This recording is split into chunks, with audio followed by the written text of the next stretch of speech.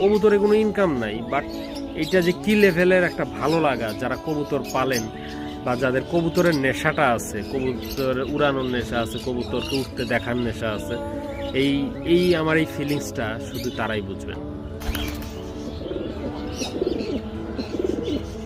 দেখেন, এইটা হচ্ছে আমার সবচাইতে পুরনো বন্ধু কেন বললাম, আপনারা অনেকেই জানেন যে ও আমাদের পেজে বা আমাদের খামারে ওর বয়স 1 বছর, মোটামুটি অলমোস্ট 1 বছরের কাছাকাছি, হয়তো 1 বছর হয় নাই। বাট কবুতর হচ্ছে আমার লাইফের ফার্স্ট ফ্রেন্ড। আমি হচ্ছে অনেক ছোটবেলা থেকে কবুতর পালতাম, কবুতরের ব্যাপারে অনেক এক্সপেরিয়েন্স, অনেক বুঝি। ব্যাপারটা এরকম, দেশি কবুতর পালতাম, গিরিবাজ কবুতর পালতাম, কবুতর উড়তো, কবুতর ডাকাডাকি করতো, খাবার খেত, একটু একটু করে খড়কুটা নিয়ে হচ্ছে বাসা তৈরি করতো, চুপ করে বসে বসে দেখতাম। তো এই যে ফ্রেন্ডশিপটা, এই যে সঙ্গটা, এইটা সবচাইতে সব সময়ের জন্য মানে ভালো লেগেছে, ভালো সময় কেটেছে কবুতরের সাথে।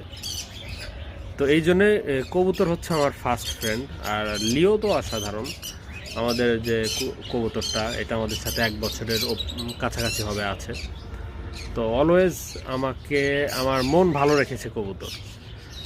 যত খারাপ লাগা থাকুক, যত মন খারাপ থাকুক, ছোট ছোট কারণে যত বিষণ্ণতা থাকুক, সব কিছুতে ভালো রেখেছে আমাকে কবুতর। তো আসলে অনেক সময় আমরা আমাদের যে পুরনো বন্ধুকে ভুলে যাই, তো আসলে উচিত না।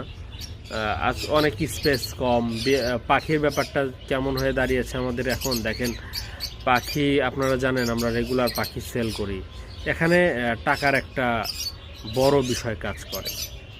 2 জোড়া পাখি বেশি যদি আমরা পালি বা যত্ন করি, তাহলে বেশি টাকা আসে।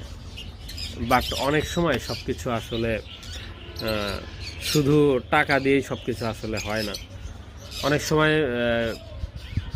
মানে কবুতরে কোনো ইনকাম নাই, বাট এইটা যে কি লেভেলের একটা ভালো লাগা, যারা কবুতর পালেন বা যাদের কবুতরের নেশাটা আছে, কবুতর উড়ানোর নেশা আছে, কবুতরকে উঠতে দেখার নেশা আছে, এই এই আমার এই ফিলিংসটা শুধু তারাই বুঝবেন।